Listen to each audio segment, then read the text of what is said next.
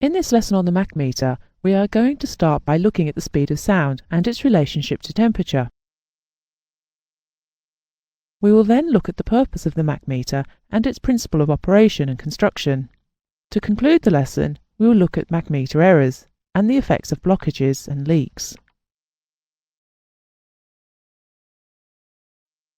As an aircraft approaches the speed of sound, pressure waves or shock waves start to form. These shock waves cause increased drag, a loss of lift, buffeting and pitch changes. There can also be a reduction or loss of control effectiveness. In high-speed flight, it is essential, therefore, to know the aircraft's speed in relation to the speed of sound. The speed of sound is known as Mach 1.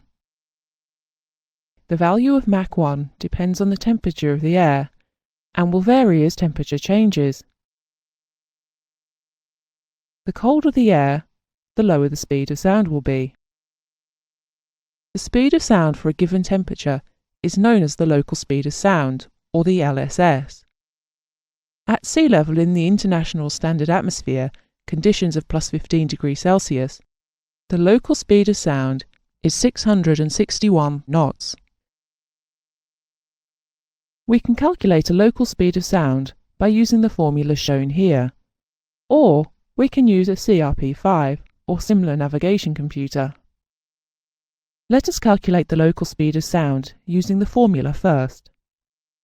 In this formula, the local speed of sound in knots equals 38.95 times the square root of the static air temperature in degrees absolute. Note the formula uses degrees absolute. To convert from degrees Celsius to degrees absolute, just add 273 degrees, as 0 degrees Celsius equals plus 273 degrees absolute. Degrees absolute may also be known as degrees Kelvin. Let us work through an example to find the local speed of sound. If the static air temperature is minus 50 degrees Celsius, what will the local speed of sound be? Remember, we are working in degrees absolute, so the static air temperature is minus 50 plus 273, which equals 223 degrees absolute or Kelvin. Applying our formula, local speed of sound equals 38.95 times the square root of 223, which gives us a local speed of sound of 582 knots.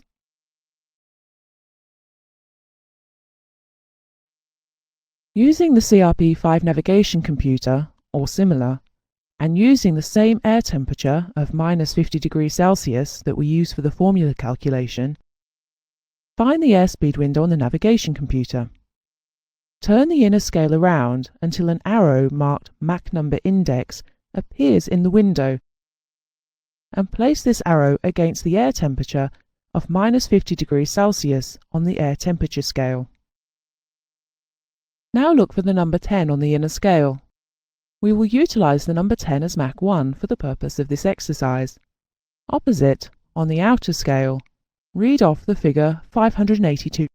We will designate this as 582 knots, which is the same local speed of sound as our formula-derived answer.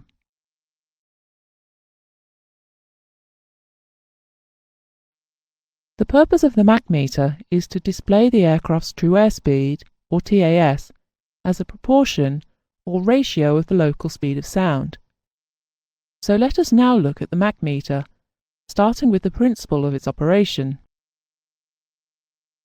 Although we know that the local speed of sound depends on temperature, it can also be shown mathematically that the Mach number is derived from dynamic pressure divided by static pressure. So the Machmeter is required to sense dynamic pressure and also static pressure. If we look at the cutaway illustration of a Machmeter, we can see how this is achieved. Static pressure is fed into the instrument case, while an airspeed capsule inside the instrument case is fed with pitot pressure. Expansion or contraction of the airspeed capsule will therefore give us dynamic pressure, and movement of the airspeed capsule is transmitted via the airspeed link and the main shaft to move the ratio arm in the direction AB. An altitude capsule is also incorporated within the instrument case. This is a sealed capsule which will expand or contract as the static pressure inside the instrument case changes. Movement of the altitude capsule will move the ratio arm in the direction of CD. A spring-loaded ranging arm transmits the movement of the ratio arm to the pointer mechanism.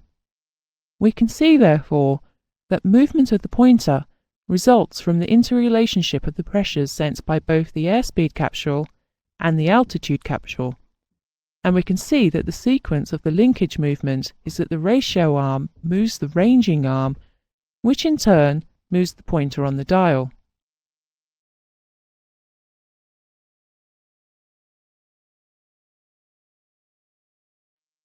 The only errors which affect the Machmeter are instrument error, position or pressure error, and maneuver-induced error. We'll look at each of the errors in turn, and then we will look at why the Machmeter does not suffer from density, temperature, and compressibility error. Instrument error results from manufacturing imperfections, friction, and play in the moving parts of the instrument. Position error, or pressure error, occurs as a result of suction and turbulent airflow in the vicinity of the pitot head or static source. Maneuver-induced error results from temporary and unpredictable fluctuations of air pressure around the static source.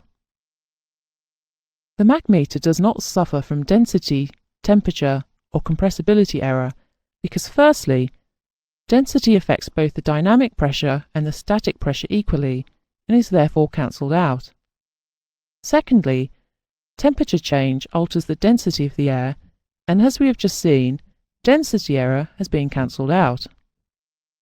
Compressibility error does not apply because compressibility is a function of dynamic pressure divided by static pressure, and this is the ratio which the Machmeter displays as Mach number.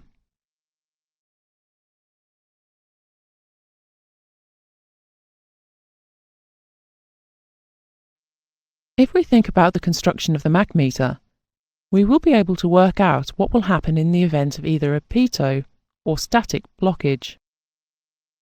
Should the pitot source become blocked, the Machmeter will behave in the same way as an airspeed indicator. In a climb, the airspeed capsule will have excessive static pressure trapped inside. As the static pressure within the instrument case reduces with altitude, the airspeed capsule will be allowed to expand excessively, which in turn will cause the Machmeter to overread. Conversely, the Machmeter will underread in the descent. If the static source becomes blocked, the Machmeter will overread in a descent. In the descent, the static pressure within the instrument case and the static pressure component of pitot pressure should normally increase at the same rate and cancel each other out. However, the blockage prevents the static pressure from increasing within the instrument case, and provided the indicated airspeed remains constant, we can see that the expansion of the airspeed capsule will be excessive. Similarly, the reduced static pressure within the instrument case will allow the altitude capsule to remain expanded, causing the instrument to overread. In the climb, the reverse will happen, and the Machmeter will underread. We can recall this easily by remembering the mnemonic PUDSOD. P stands for pitot blocked, U stands for underread, and D stands for descent. S stands for static blocked, O stands for overread, and again D stands for descent. A leak in the static source within the pressure hull will cause the pressure sensed to be the same as the pressurized hull, and the Machmeter will underread in the climb. If a leak develops in the pitot source, the pitot pressure will be low, the airspeed capsule will not expand correctly, and the Machmeter will underread. This concludes the lesson. A brief summary follows. The speed of sound is known as Mach 1. The speed of sound varies with temperature. The speed of sound for a given temperature is known as the local speed of sound, or LSS. The local speed of sound at sea level in ISA conditions of plus 15 degrees Celsius is 661 knots.